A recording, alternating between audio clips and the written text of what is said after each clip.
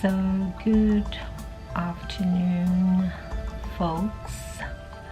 So here I am again with a continuation of the story I started yesterday about how I plan to use yesterday, the very first day of spring, to spring clean, and how I'm taking advantage of the health pandemic to do things that I probably should have done long ago or ages ago, but didn't get around to doing it, and how I'm taking advantage of this unfortunate situation to make the best of it. So like I said, I started my day with drawing up a list of the things that I wanted to accomplish in that day. And so yes, I started in the morning pretty early, and I finished right up to 10:30 in the night. And so I'm going to review with you the list of items that I drew up, and what I accomplished and what I didn't, and my reflections on the activity, and see how, based on my experience of yesterday, it will inform what I plan to do today, or what I'm able to do today. So let's do the review.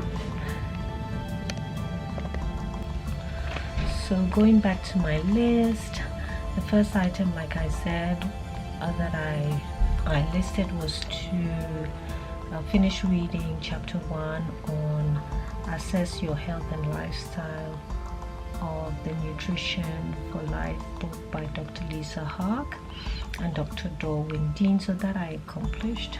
I did that around 10 o'clock. And then I also read the last part of my course material for the course that I'm reading on Introduction to Computing and Information Technology. So that I accomplished. I also wrote that I had wanted to drink 8 glasses of water today. That was yesterday, but actually I drank 5. And then when I went back to reading my Nutrition for Life book, what I should have factored into the drinking of the water was the water you also find in foods, like in fruits and vegetables.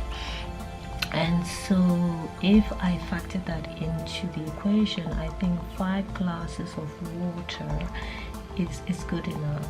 But then it was good to actually consciously count the number of glasses of water that I drank in a day, and to see whether it met the recommended daily amount. So this was interesting. So at least one thing I learned from it was that I could increase the intake of my fluid consumption of water, and most probably was because I started my day late.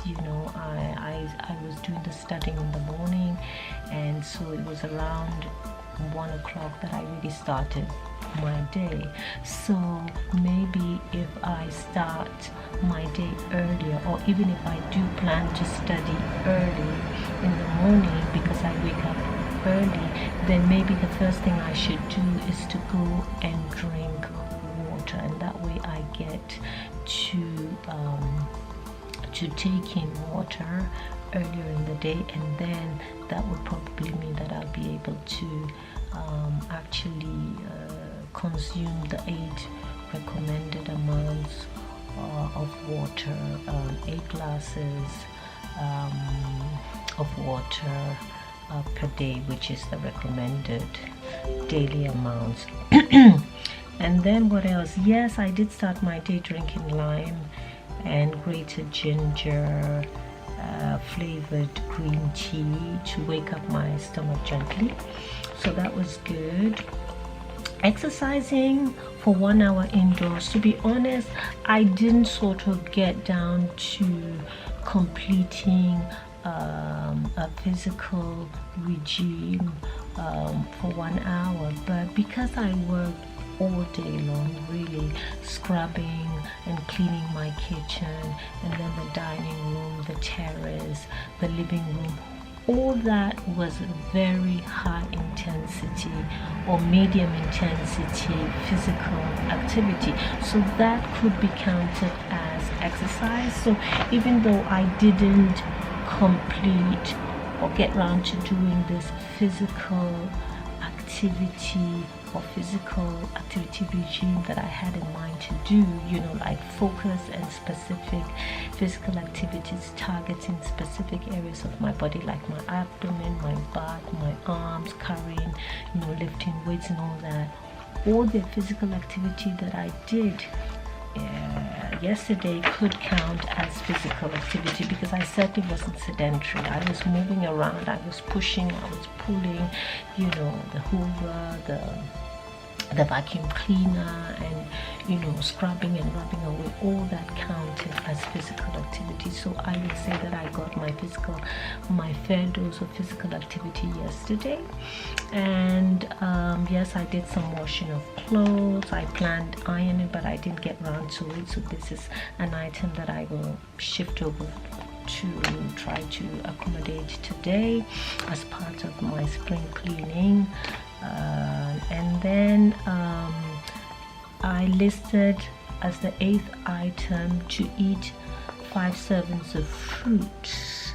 But when I went back to the book Nutrition for Life, I realized that the 5 servings of fruit, it wasn't just fruit, it was fruits and vegetables.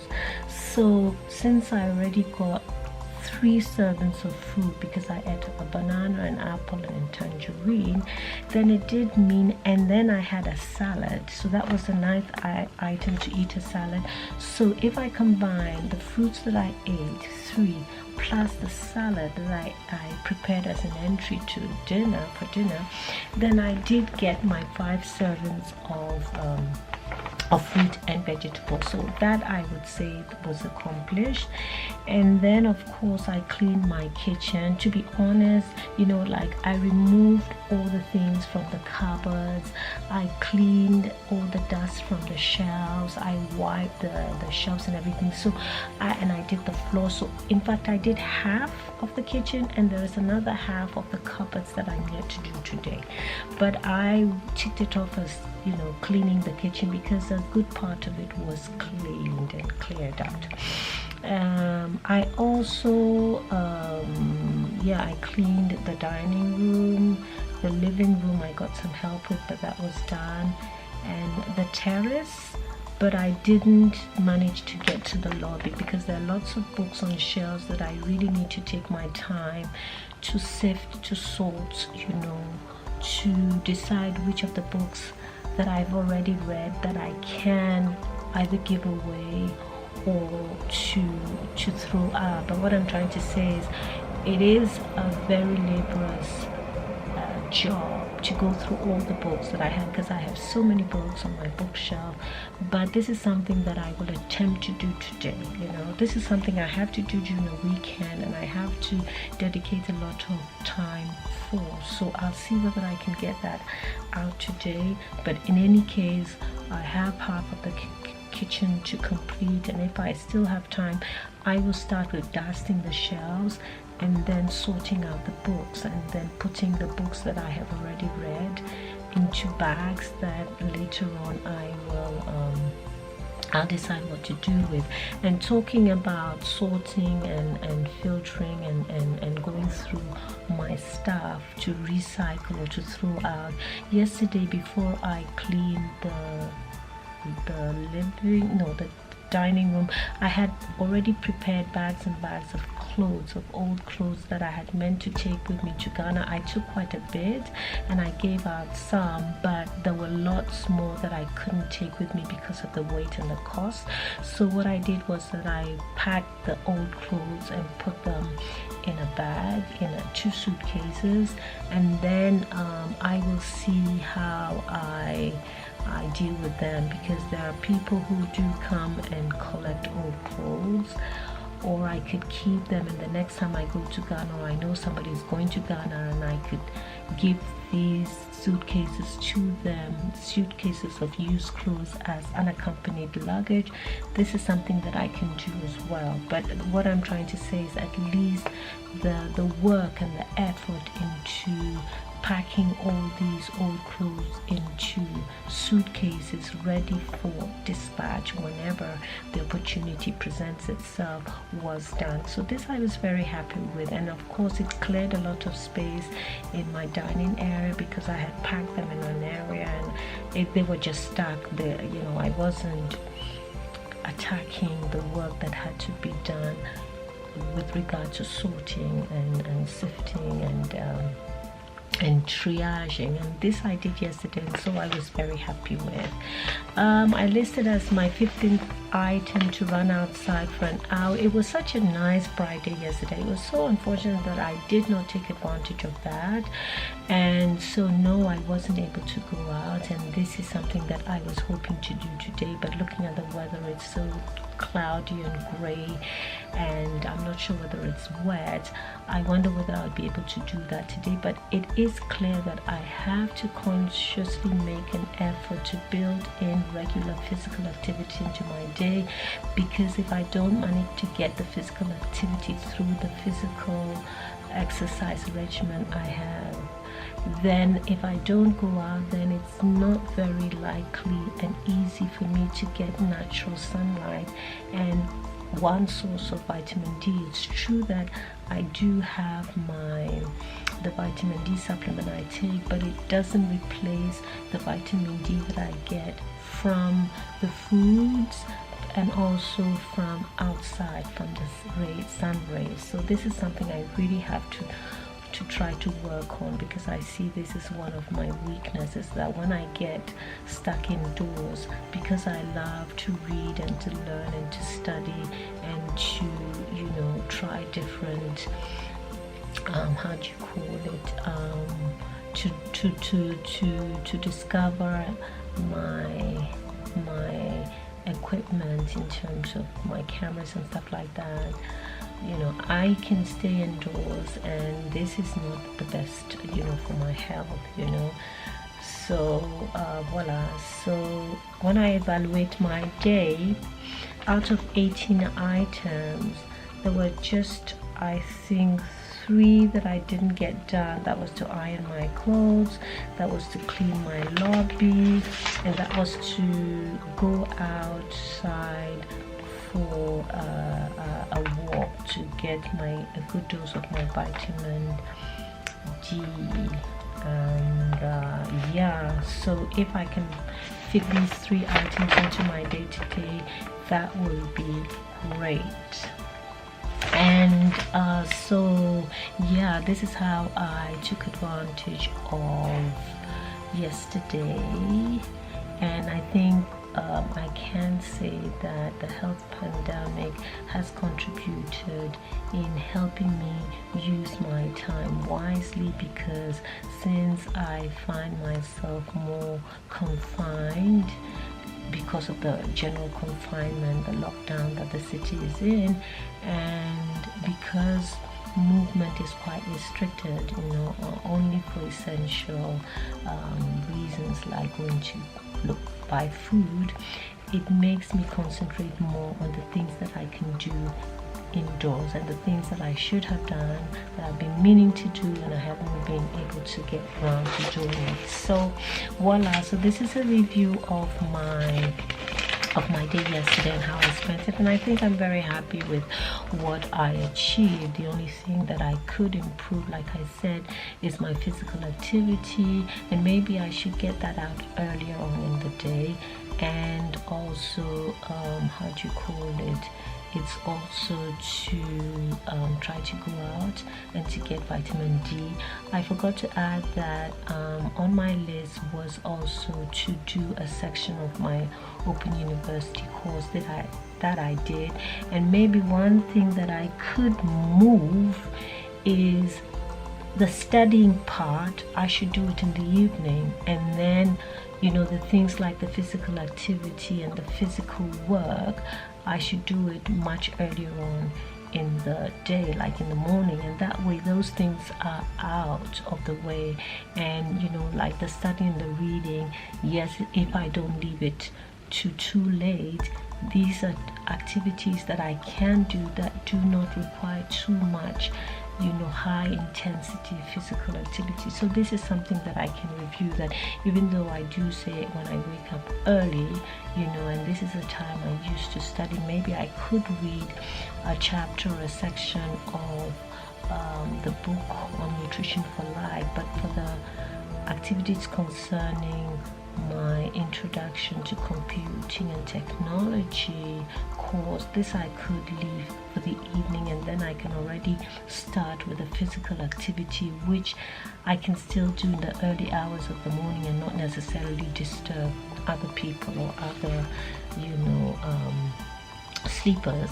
So basically what I am saying is that if I'm doing all of this, it's for the short and immediate term.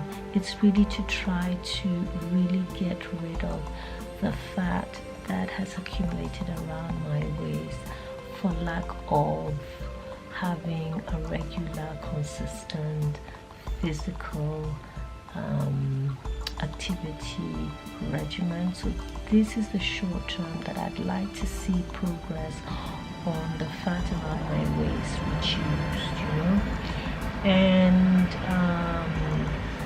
then in the medium term, it really is to understand how technology works and also understand my body, the human body. And this is why I'm studying this book on Nutrition for Life, because the human body has almost always fascinated me, and somehow I think there's a parallel, there is a similitude, there is a comparison, or the human body can really be compared with the computer, or the computer can be compared with the human body, because I believe the computer was modeled off from the human body, and that you have different systems working simultaneously, but these systems work independently, but at the same time they work interdependently, because they're all interconnected. And this is how the human body works. So to think that the human body, actually we have like 13 different systems working independently, but each of these 13 systems are interdependent, and that is why when one area of the body is ill, then it slowly affects the other parts, because most often than not, one part of the body provides input. The output of one part of the body is actually the input for another. So because of these interdependencies and interconnectedness, it's important to keep the whole body well. It looks as if I will be stopped soon because I see red. So continuing from my reflections, I will just say that yes, so like I said, in the medium term, it really is to have a solid understanding of the human body and also how technology works, and that I am no longer a passive user or consumer of technology, but I'm actually an active user, in the sense that because of the knowledge and information that I gain through my course, I'll be able to contribute in my own way, in shaping what world that we will live in through the technology that we use. Like, I will no longer be an illiterate. I will no longer be a digital and information illiterate. I will be literate. I'll know how to use, manipulate, and understand, the tools, the devices, the machines, the medium of technology as a consumer, and I'll be able to be more informed about how I can safeguard my rights as an individual, but those of others who are less DIL, meaning digital information literate, savvy. You see what I mean? So this is it. I think one way of preserving or making use of your fundamental human rights in the digital world is to understand the technologies, to understand the medium. So one way to enforce your rights is through this medium, and if you don't know how because of your lack of knowledge of the technology, then in some way you are losing your rights to, or you are losing the capacity and the ability to enforce your rights in that space. And since everything more or less is being moved to that space, whether it's your identity through your digital fingerprinting or your passports or your ID, or even to get food, like when you go to the supermarket, more and more everything is so digitalized. I mean, like all these points that you collect from the different items that you buy, they're all digitalized, and more they push you to use the app on your phone as opposed to having the physical card that is swiped at the till. But just more and more things are being digitalized, and soon it will be very difficult to even identify yourself or prove who you are without having some kind of digital evidence or trace or link. So I think that it's very important that all of us, we sort of we develop a solid understanding of what or how that space works, so that we will be able to carry our rights from the analog natural world into this digital space. So this is why for me it's imperative that I learn the technology, I understand it, I understand how to use the tools linked to the technology, so that I'm able to say whether I'm in agreement with or I'm not, because I know how to navigate the settings and of the devices that more and more are being forced onto us as consumers, and that I know how to make my opinions heard in that new space. So this is it, and the ultimate reason why I'm doing all this, I'm capturing my day, I'm capturing my interest, on film, is that by consciously and mindfully taking care or taking all these steps in optimizing my health through my diet, through regular physical activity, through conscious lifestyle changes that I'm introducing purposely into my life, as well as keeping my mind busy, through learning, to preserve my memory if it helps, to preserve my alertness, to be livid, maybe as one way of preserving my memory, that I will not in any way I don't even know how to say that, but just to keep my mind active and healthy and alive in my aging process, because whether we like it or not, we're all aging, including me. And so the ultimate experiment, the long-term goal and experiment, is to see whether by consciously introducing all these things into my life, consciously, purposefully, whether it will indeed affect the quality of my aging. Can I delay the aging process by being active physically, by being active mentally, by introducing very conscious, good, healthy habits into my life, like through the food that I eat, the nutrition, the choices I make in the kinds of foods that I eat, through the knowledge that I've acquired through my understanding of nutrition. Can all these conscious efforts really influence positively my aging process? Will that slow down my aging? Will it make me age less quickly? Will it improve the quality of my old age? Will it improve the quality of the years as an elderly person? I don't know. So this is an experiment. So obviously, if I'm still in good health,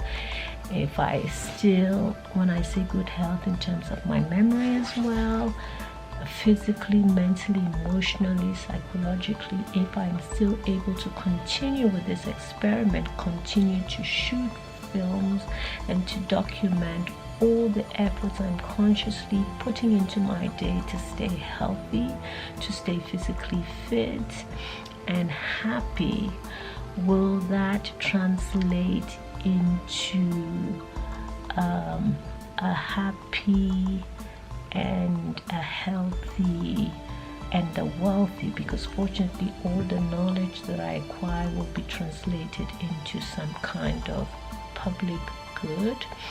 Will that be sufficient to help me live a happy, healthy life in my old age? Will that influence the quality of my aging?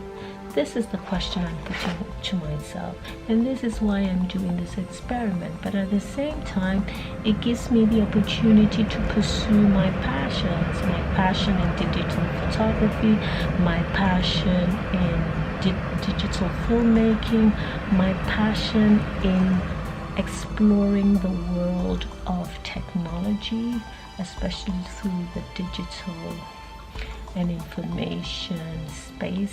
So it's all that. So this is day 2 of spring, meaning this is the second day of spring. And yes, I have listed a number of things that I want to do today. I know I always seem to have all these long lists, even though I promised myself not to. So today what I have done is I have carried over, of course, all the things that I couldn't do yesterday into today. So it's to take my vitamin D supplement. Oh, my stomach is rumbling. It means I should eat. I skipped breakfast. So take vitamin D, my vitamin D supplement, to drink warm tea, green tea with grated ginger and squeezed lemon juice. So this I will do. Exercise indoors for 1 hour using apps on my smartphone. I think after I have something to eat, I will do that, and then I get it out of the way. Then clean the rest of the kitchen cupboards and shelves that I didn't get to do yesterday. Clean the lobby. I'll clean it, and I'll clean the shelves. Whether I'll be able to do the sorting of all the books, because that is a huge job, and there I need to, so this I may not be able to do, but at least I'll clean all the shelves and clean and wipe the floor of the lobby. Iron clothes, this I can do. I've already put some things in the washing machine, so I have started washing my clothes. Brush up on my numerous skills as part of the learning of information, introduction to computing and information technology, because there is some amount of arithmetic and mathematics and all that. I did a course 10 years ago with Open University on understanding mathematics, and I did pass it, but that was 10 years ago. So I am rusty in mathematics and I have to review it. So this is something I can do safely in the night, and go out for a walk. Big question mark, can I fit it in? Let's see. And shoot a video review of how I fared in accomplishing my set goals yesterday and how will it inform my today. So actually this is what I'm doing right now. I just completed the review of how I went about accomplishing the set goals I set myself for yesterday. And like I said, out of 18, 15 were done and 3 items weren't done. I've carried them over to this list, today's list of things to accomplish, and tomorrow morning I will take advantage of the early daylight, and I will also shoot a review. And if I'm able to continue that regularly, then it will improve on my video filmmaking skills, my understanding of my Canon G7X, and and then it will put the schedule that I've set up for teleworking also into place. So I won't take much of your time. I need to be going on to do other things, so we will see each other again, hopefully all things being equal, tomorrow. And so we see how it goes. But in the interim, do take care, especially in these times. They are so unprecedented, they are so uncertain with all this health pandemic in the air. No country has been left out in it. We're all in this together. It's an opportunity to rethink how we want to reshape and create a better world for all of us. But one good thing is that this seems to have brought humanity together, at least in this lockdown, to help and curb the spread. We all have to compromise, freedom to move around, to group, to congregate. And it seems every day at 9 o'clock here in Geneva, you know what happens? People go to the balconies, we go to the balconies, and we all cheer and clap for the health workers who are tirelessly supporting, providing medical help, assistance to people who've been affected in the hospitals and clinics. And this is our way to show appreciation. So if you're a health care worker in the medical field, then thank you very much. And let's not forget the teachers, because now I think people are beginning to appreciate teachers better when they have to keep their children occupied all day at home. They begin to appreciate that teaching is a very noble job. And for me, I was thinking that I hope after when this health pandemic is over, we don't go back to being complacent and taking for granted what the teachers and the medical staff do for us. But this will be an opportunity, hopefully, for the government, for the private sector, I don't know, to raise the pay of these people who contribute a lot in helping us to build viable and prosperous economies. Because if we're all sick, we cannot have a prosperous economy. If we cannot learn, then we don't have the skills and the knowledge to be able to contribute to the economy. So I think this is an opportunity for us to re-evaluate and revalue and revalidate the value we give to people in these professions, the teachers and the medical staff. And hopefully we won't just clap on our balconies to show our gratitude, but we'll go one step further by rewarding them in terms of pay and